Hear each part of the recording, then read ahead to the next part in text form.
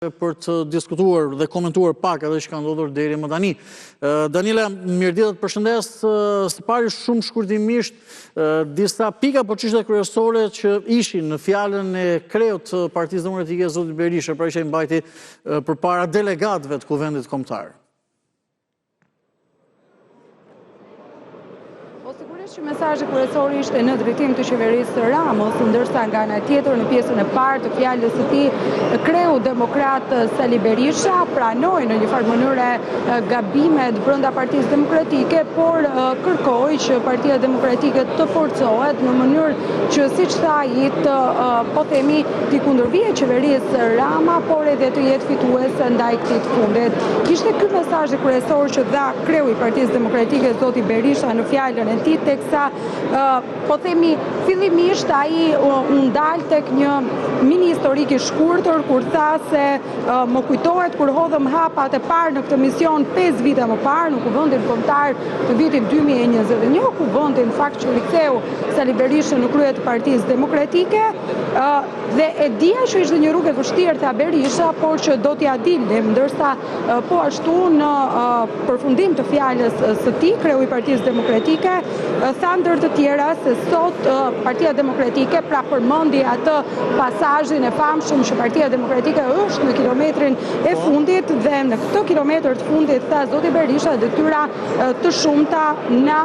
presin, duke ju referuar betejës me kryesocialistin, pra me kundërshtarin politik Edi Ramën. Ndërsa aktualisht punimet po vijojnë, pasi do duhet që rend të ditës krahas miratimit të ndryshimeve në statut, do duhet që po ashtu të thirren delegatët edhe për të votuar Këshillin Kombëtar, lista e të cilit është publikuar vetëm disa orë më herët kur punimet e kuvendit kishin nisur. Po? Dhe në tek lista me kandidatët për antarë të Këshillit Kombëtar, mbi çfarë vëmë re, si do të funksionojë dhe mënyra e votimit, se kanë drejt votojnë diku deri në 13 antar, diku deri në 12 antar, kotat gjinore të rinj, dhe çfarë bën më shumë përshtypje nga ata që janë kandidatë? Atëherë, sikur se tha drejtuesi i komisionit që do të merret tashmë me po themi procesin qoftë ndryshimeve në statut, por edhe të zgjedhjes së Këshillit të Ri Kombëtar, pjesëmarrës në kuvend janë 1564 delegatë, pra ne kishim paraleluar që do ishin rreth 1500 delegatë, dhe prezent në sallë 1416 delegatë, për të ndalur tek lista andi. Ajo që vihet re dhe që ne kemi theksuar edhe pak më herët, në fakt është fakti që surprizë e kësaj liste, nëse mund ta quajmë surprizë, është emri i Arkimed Lushajt, këngëtarit që një ditë më parë paraqiti në një farë forme edhe ambicien e tij për të qenë pjesë e politikës tashmë në struktura drejtuese të saj. Ai njoftoi përmes një statuse në rrjetet sociale që do të ishte kandidat për Këshillin Kombëtar, dhe sipas listës zyrtare, në fakt edhe emri i zotit Lushaj, Arkimed Lushajt, është në listën e kandidatëve për Këshillin Kombëtar, dhe që delegatët do duhet të votojnë, po themi, kur edhe të hapet zyrtarisht procesi i votimit. Në listën zgjedhore që përmban, po themi, rreth 260 emra, dhe që janë kryesisht antarët e Këshillit Kombëtar të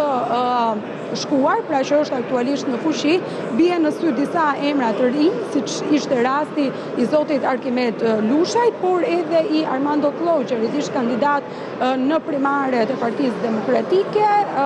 në zgjedhjet e fundit parlamentare, ndërsa duket se tashmë i lihet një vend si kandidat për Këshillin Kombëtar edhe në këtë listë të gjatë. Në këtë listë do të votohet për jo më shumë se sa 25 kandidatë, pra përpara delegatëve është lista me 260 emra ku votohen më shumë se jo më shumë se sa një 25 kandidatë, ndërsa në listën